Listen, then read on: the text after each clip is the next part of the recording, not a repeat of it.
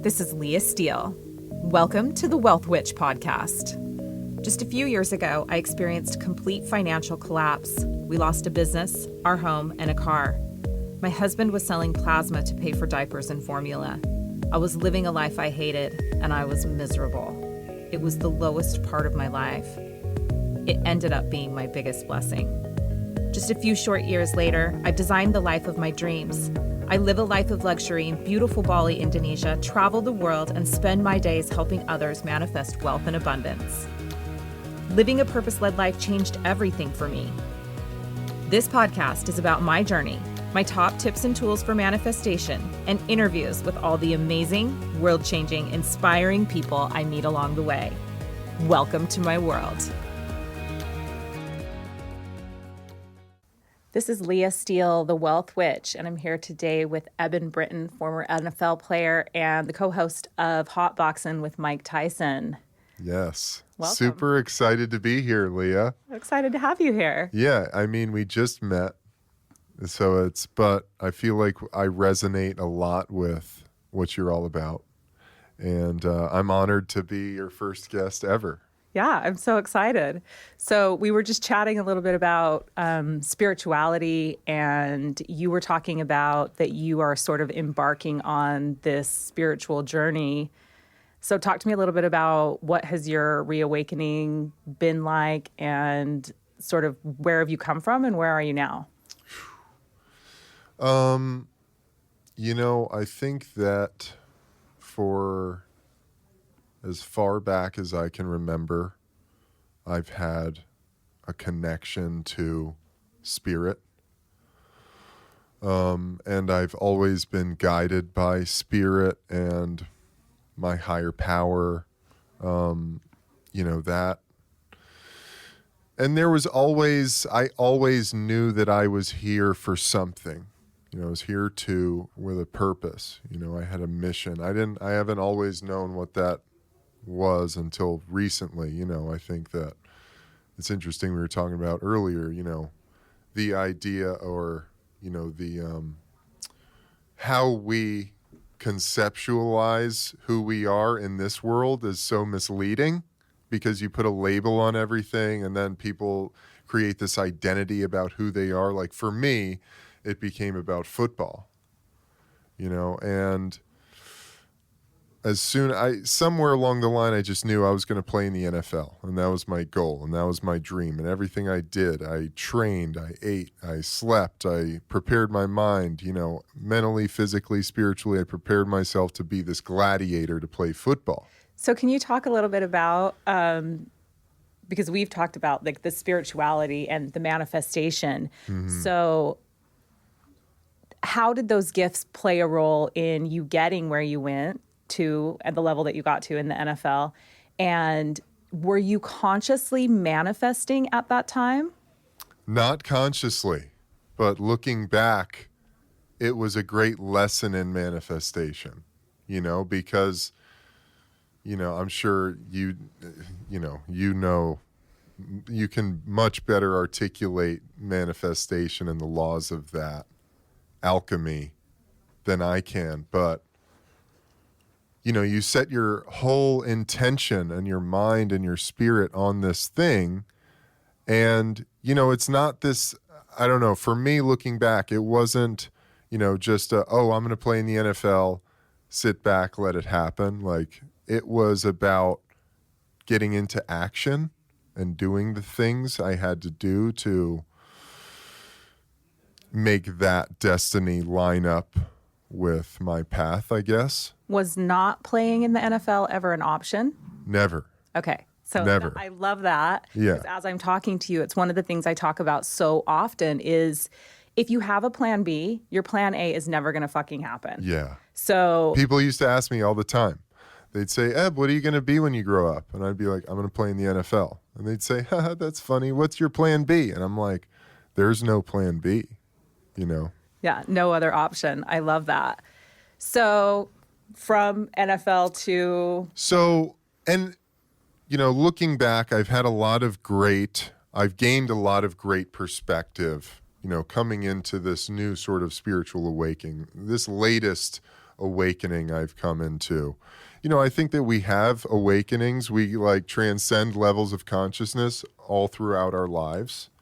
And, you know, looking back, I was always the energy center of my team. I was the guy that worked harder than anybody, set the example, was the first guy in the building, the last guy to leave, team captain, team leader, not always the most talented or athletic, but was a guy that the coaches looked to provide an example for the rest of the team. I was a guy that guys trusted to come to with things outside of football. And I was the energy, the cultural maven. I was the glue that kept everybody together. You know, I bridged the gap. And, you know, that's my life and my family. You know, I've been that way with my family members, with my friends, you know, and I've realized like that's really who I am.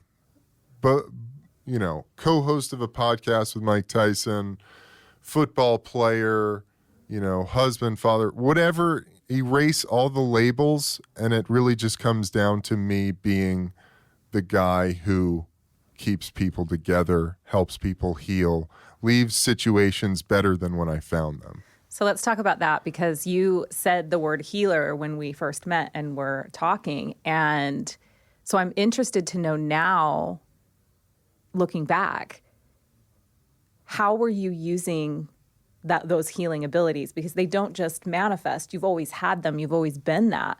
So how throughout those phases of your life was that healing that, and that's a label too, right? But yeah. How was that persona manifesting while you were playing football, as you have moved into these different phases of your life? And because I think I always look back and say, oh, I was always doing that. I just called it something else. Right. Yeah, absolutely. For me, up until recently, it's all been about my words and speaking positivity to people. You know, forever people are like, Eb, you're so positive, you're so zen, you're so calm, you're so this. And I've realized, you know, words are so magical.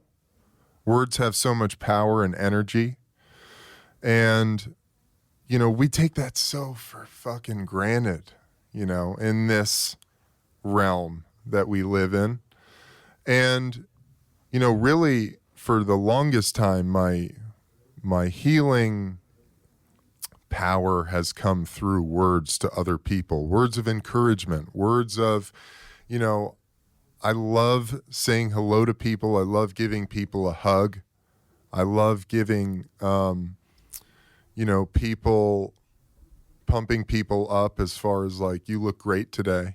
You know, your energy looks great. You're smiling. I love to see that, all of that stuff.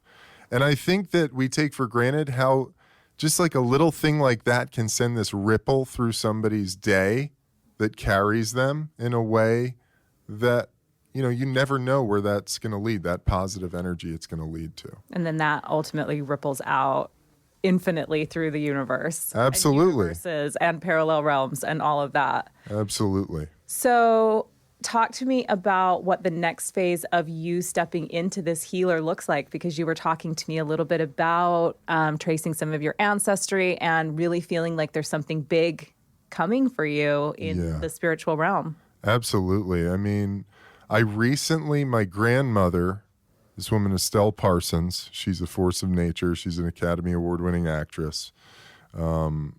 Still acting on Broadway. She's 91. Wow. She's amazing. She lately, you know, I think it's because she's, you know, getting to the end of her life and she wants to pass on what she knows of our lineage. And she sent me this pamphlet about my earliest American ancestor, I'm direct ancestor of. Her name is Mary Bliss Parsons. She came to America in 1627. And she was on trial for witchcraft 3 times. Wow. And she's written, there's 3 or 4 books that she's written. And you were saying acquitted all 3 times. Acquitted every time she got off. She was married to a very well-connected man named Joseph Cornett Parsons. And Mary Bliss, I believe, I want to track it further, but I believe that she was a descendant of the Druids.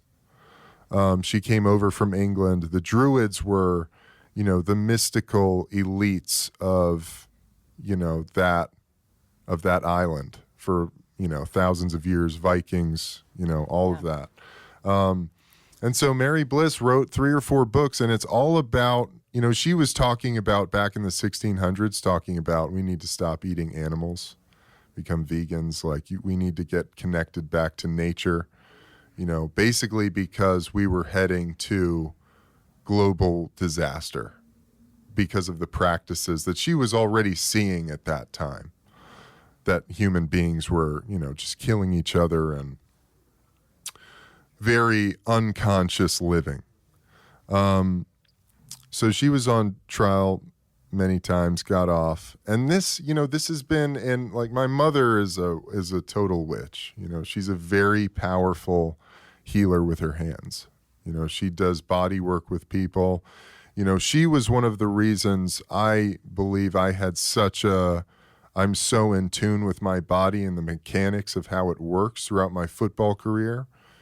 She intuitively knew, when I had a pain somewhere or a spasm. I had constant back pain throughout my football career. Everything hurts when you play football. All right. So it was a great opportunity to learn about that, the connection to the body. And what I've learned now, going even deeper into how the spiritual and the physical are connected so integrally, is that just about every physical injury or pain that I feel has something to do with something going on emotionally and spiritually within me. Yeah, absolutely. In fact, it was funny because when you were talking about football, when we very first started speaking, I had a little hit just now, not previously when we were talking earlier, but just now. I had a hit about, were you healing yourself? Were you in those moments, in those injuries, in all of that time? I'm assuming that you are because it was an intuitive hit. But I'm interested to know from you, do you feel like in those moments where you're saying that your mother had this intuition, did you also? And were you healing yourself either with your mindset work that you were doing or maybe even willpower, sheer willing it to happen? Absolutely. And, there's a lot I found throughout my career that there's a lot of just allowing space for the body to heal itself.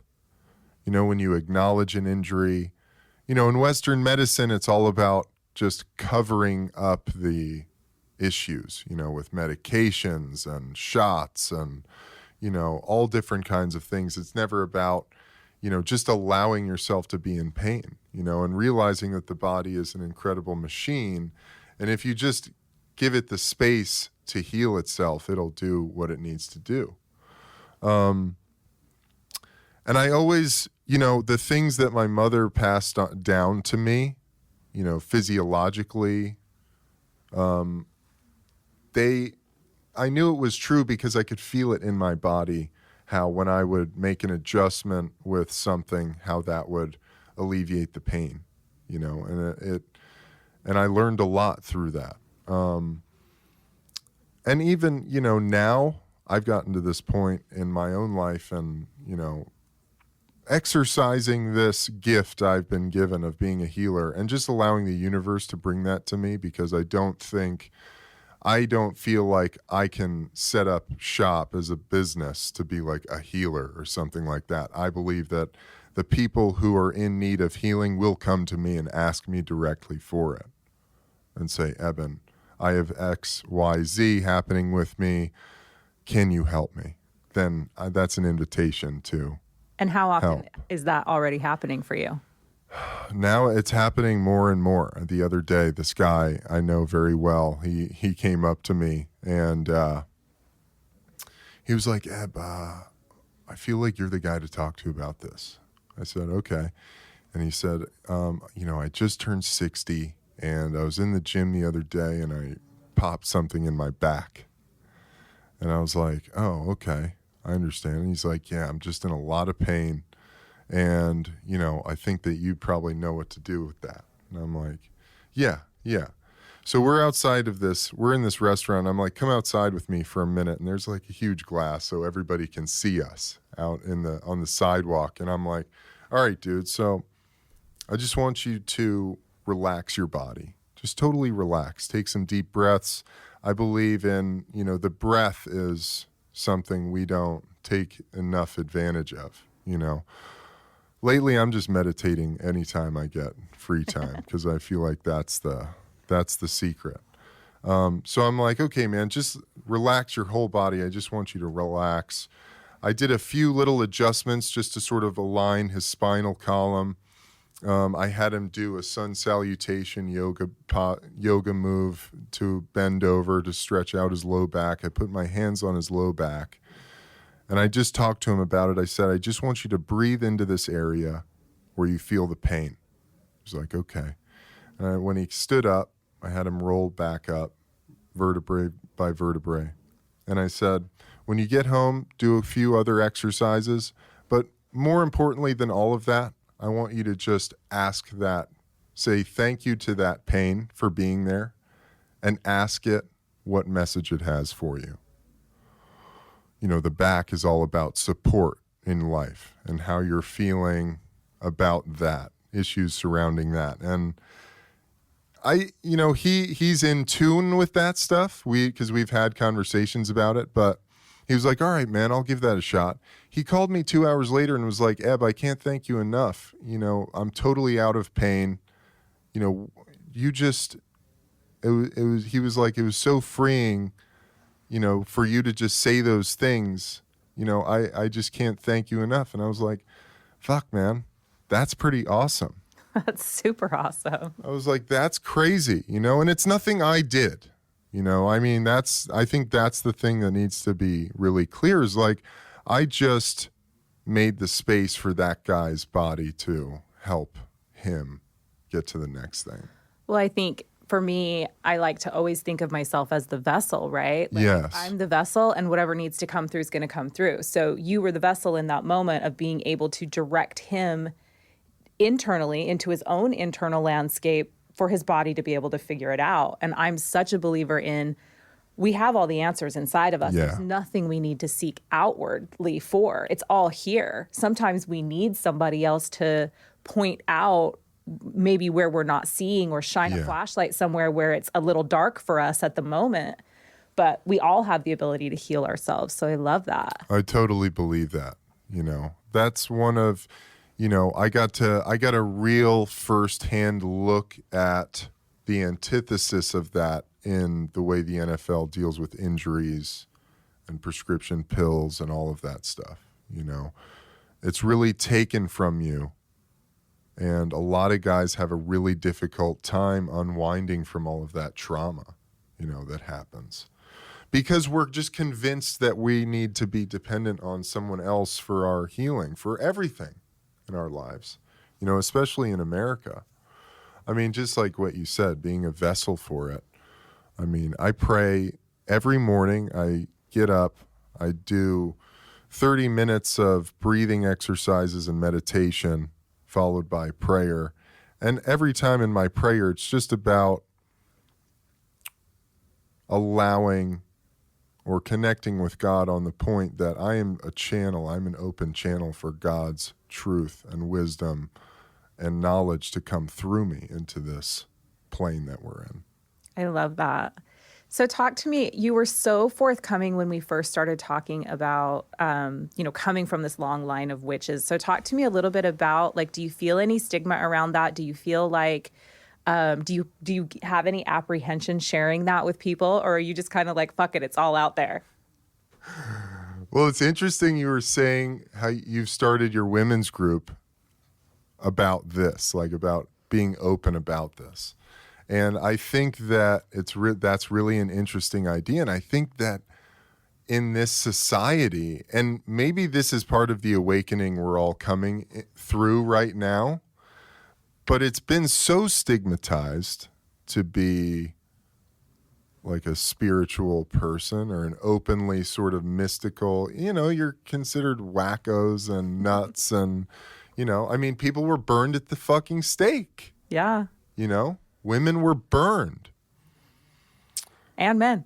And men. Why? Because they believed in the energy of the universe, like things that now science is proving to be true, like we are all just energy. Like there's not even anything such as matter. Matter is just a perspective, because when you get down small enough, it's still just particles of energy.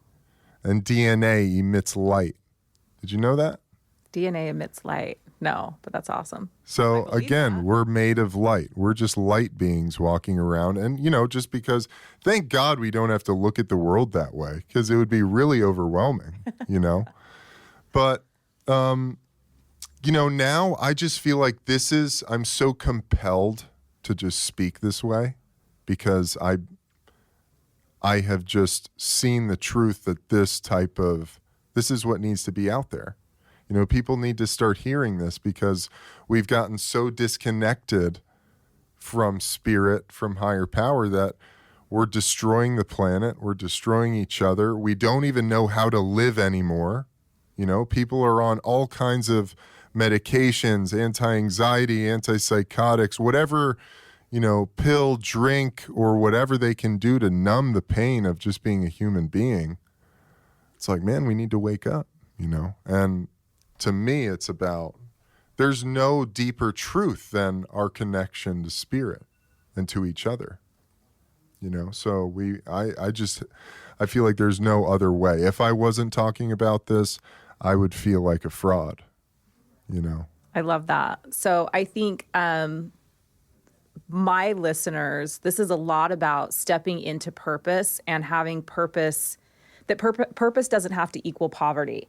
And I think the collective consciousness in the spiritual community is that if you're going to be a healer, or if you're going to follow your path or follow whatever the gift is that you've been given, that you have to be poor to do it, because you can't make good money. So what are your thoughts on that, and on how on being a spiritual person and spreading your message, or being the vessel and still being able to be prosperous?